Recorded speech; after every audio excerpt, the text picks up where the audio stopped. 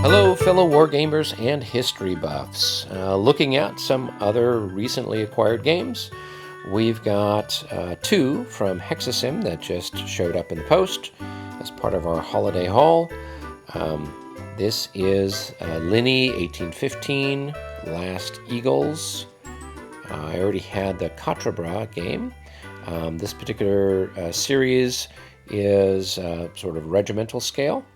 And then the other game that showed up in the post was their Waterloo 1815. This is their second edition. So this just became available for order from Hexasim. The first edition had been out of print for a while and was going for a fair amount on the secondary market. So they came out with a second edition. And so I picked that up so I'd have the full set of the 100-day campaigns by Hexasim. Let's take a look. So looking here at Ligny, we've got a nice box here, fairly sturdy, kind of a little bit of a linen finish on the front. And inside we have a rather large size die. That's good. As I lose my vision, I'll be able to see these a little bit better. What else have we got? Oh, we've got a little pack of cards here. So these must be then used for tactical cards, so maybe something that's played. It looks like we've got some strategic cards as well. All right, looking at our counters. Well, we're going to have to, that's all glued together. We'll have to open this up. So here we're looking at our counter sheets. Looks like we've got one counter sheet here with French units. And then there's another full counter sheet here with Prussian units. And what I like about these, if you take a look, you'll see that the corners are already rounded. These do tend to punch out fairly easily. And they've got very nice graphics on them, you know, with the leaders, portraits of the leaders, and then all very clean and easy to read. All the information you need is right there on the front of the counter. And the backs of the counters are just the one step down. So you sort of have a step loss program here with these units. And as I said, they're regimental level or scale. Let's see, here we got another set of counters. This looks like some more French. And then we've got some markers, informational markers. It looks like we got some more Prussians here, more informational markers. And now we start to have some of our charts. So it looks like there are two sets of charts for both players. So we have a terrain effects chart, and on the back of that, we've got a unit, informational chart explaining what the different numbers mean, as well as nationality and formation. All right, and it looks like we've got here a melee and fire table with various modifiers, special effects, all kinds of cool stuff. All right, and then we have the orders charts. So with this particular game system, you are placing a token on the map for that formation. Say it's a division or a corps, and what their objective is. And that's going to let you know whether they're trying to move or attack and take a particular spot, or they are on the defense. And so there's one of these for both players. That way then you can kind of mark what it is that you're doing in advance. Nothing's on the back of those. All right, looks like we've got a turn track marker and then a place to deposit your dead units. Keep track of your losses. Here we've got a setup chart. So this must then identify the different places where units are set up for both the French and the Prussians. And then here is that particular scenario indicating when the reinforcements are showing up from the looks of it. Okay. Let's see. Here's your order of battle chart for scenarios 3 and 4. Here's the stuff for scenario 1. Prussians for 3 and 4. I'm going to imagine the French scenario 1. Nope, this is scenario 2. Variable reinforcements. All right.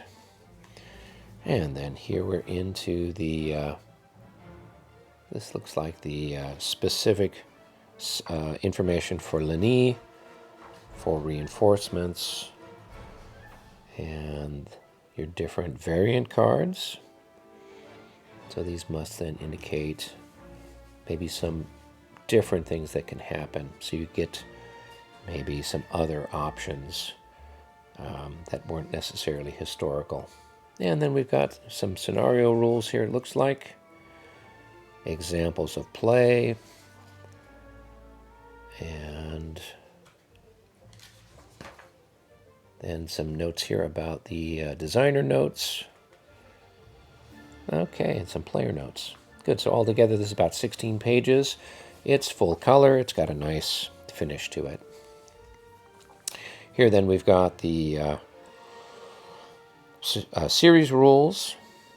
These must be the most recent ones, I'm hoping. And with these, once again, it's full color. Nice glossy finish to it. Various examples of play. And then it looks like they've got some optional rules that you can use.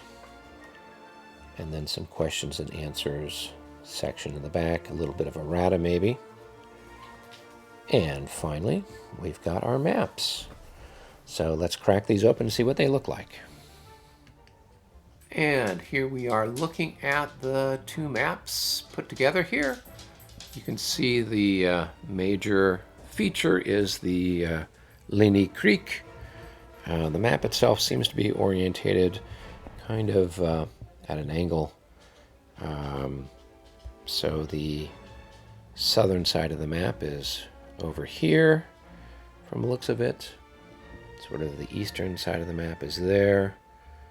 The northern side of the map is here, and then the western side of the map is over here. And we have the places where most of the combat's happening. Here we've got the various villages of the Saint-Amand. We have here, it looks like, Ligny with the different buildings and special structures. And then we've got the other various villages around in the area. So with all of these maps that are part of this series, they've got very nice graphics. The finish itself is very smooth. It's a nice there's sort of a gloss finish to it. So the maps themselves are very nice, very pleasant to look at, and it looks like all of the different terrain features are very easily distinguishable from each other. Now, a nice feature of the Hexasim games is that on the flip side of the main map, they have sort of a blown up area that's part of a scenario. So if you only had the space or the time to play a single scenario, you could just use this side of the map. It's got everything that's important for probably Girard's attack here on Saint-Amand. And so that's on this particular one. And on the back side of the other map, they've got just looks like the area here for Ligny. And so it looks like you'd be able to play a scenario just focusing on the French attack and the various counterattacks happening in Ligny. And this takes a much smaller amount of space. This is only half of the map. And so this could be the sort of thing you could sit down and play at your kitchen table. Now, let's take a look at the Waterloo 1815 second edition. So, once again, same size box and same type of look and feel as the Ligny box. And let's take a look and see what's inside.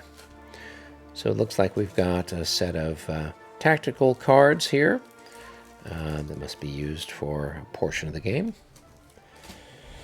And then we've got the scenario booklet, play booklet 4. Waterloo specifically. And this has got the different scenarios it looks like you can play, focusing on various parts of the battle. Some different things where you're going to have variations, so that can add to the replayability. You get some things that are unusual. And then examples of play. And let's see, some stuff about the formations, designer notes, and some player notes. All right, that's that. Then, of course, it comes with the series rules. Now, these are from October 2022, so these are more up-to-date than the ones that were in the Ligny box, which were dated from 2019. So I'll have to take a look and see what the difference is between the two rules. I know that I think you can download a set of the rules from Board Game Geek. I recall getting a PDF downloaded a while back, so you might be able to get the more updated rules there too. All right, looking at the other items that are in the box. All right, so we've got a pair of dice, nice size, sort of smooth. Okay, and let's see what else we've got here. We've got our unit identification card and terrain effects chart. We've got our melee chart and fire effects, and it looks like there's two of them, one for each player. All right, looks like we've got our orders chart, one for each player. And then we start to get into, it looks like, our scenario charts. So if you're going to play the scenario, it's got all the stuff you need. Here's the main French order of battle. Here is another scenario. And there it looks like a portion of the Allies' order of battle. Here we've got another scenario chart and the continuation of the order of battle for the Allies. And then it looks like we've got our turn record track.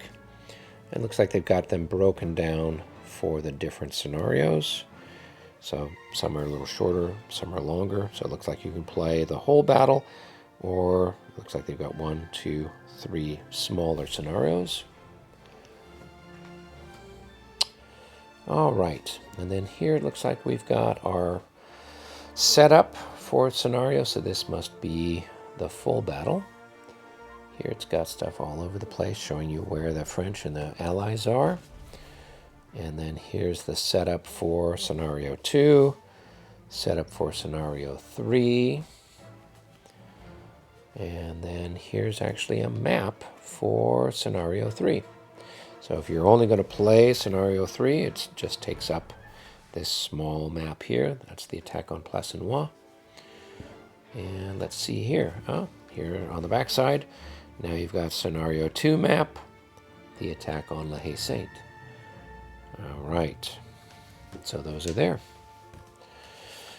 Okay, looking here at our counter sheets, it looks like we've got Prussians and some probably Brunswagers here.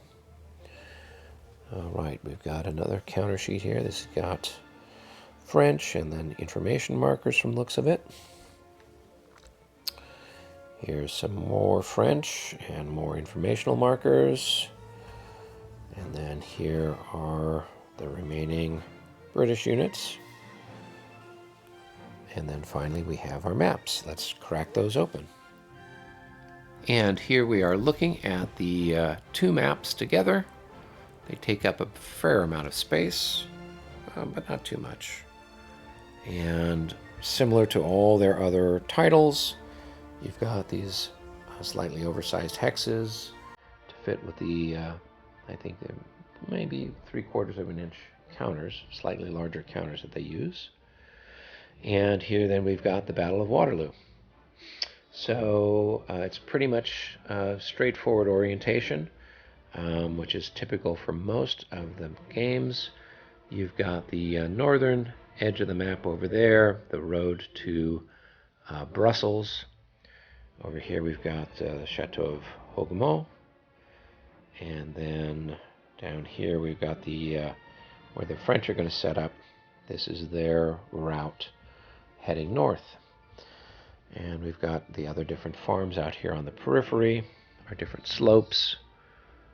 So you can get a pretty clear sense of what's going on here on the battlefield and sort of our reverse slope alignment there along that road running east and west. Hey everybody, I hope that you enjoyed this video looking at these new games that I've acquired.